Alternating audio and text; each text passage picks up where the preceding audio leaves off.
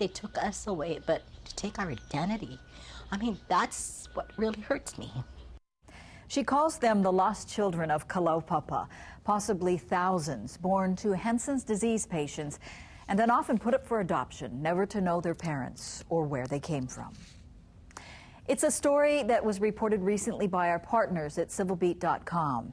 And in tonight's KITV4 in-depth report, Laura Yamada profiles one woman who is making it her mission to open those doors despite her own painful story. I remember a family who came to visit. Reading from a poem she wrote, they are questions 62-year-old Linda Mae Maldonado asks herself time and time again about the lost children of Kalaupapa. We swept under the carpets for all these years. Nobody wanted to talk about us, and we're still getting punished.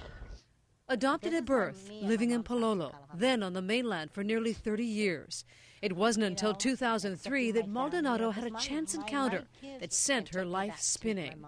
She met an aunt she never knew she had, who said her biological parents lived in a place called Kalaupapa on Molokai. 8 years ago, to be thrown all of this, that's one. In the 1800s, thousands with leprosy were exiled there. More than a century later, leprosy, or Hansen's disease, was cured, but not the stigma surrounding it. The government separated newborns from their parents, put them up for adoption, never to tell them of their roots. An escape from the stigma, or so it seemed. I think it's full of crap. Because in the 60s and 70s, we had that epidemic of AIDS. You hear them taking away kids from that? That's how I feel. They didn't take any children away with all the AIDS patients. Why are we different? In 2003, she decided to go to Kalaupapa to meet her family she never knew she had.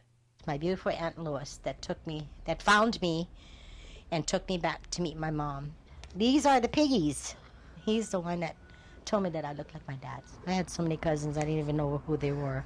And this is my mother, Nellie McCarthy. Her hands concave from leprosy, the memory of her daughter, distant and cold. I tried my darndest to try and break that wall down. And her father, who died in 1992, taking with him more memories, more secrets. If he was here today, I probably would hug him. If I never had the opportunity.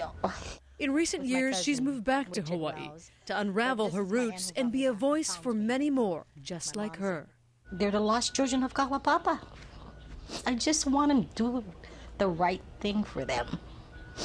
In her hands, the beginnings of her book, letters to newspapers, TV shows. From my roots, most important, my identity.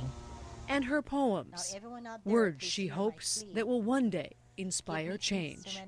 Laura Yamada, KITV4 News. Now, in 1931, Act 214 was enacted. It required the government to take care of and often adopt out healthy children who were born to parents with leprosy or Hansen's disease.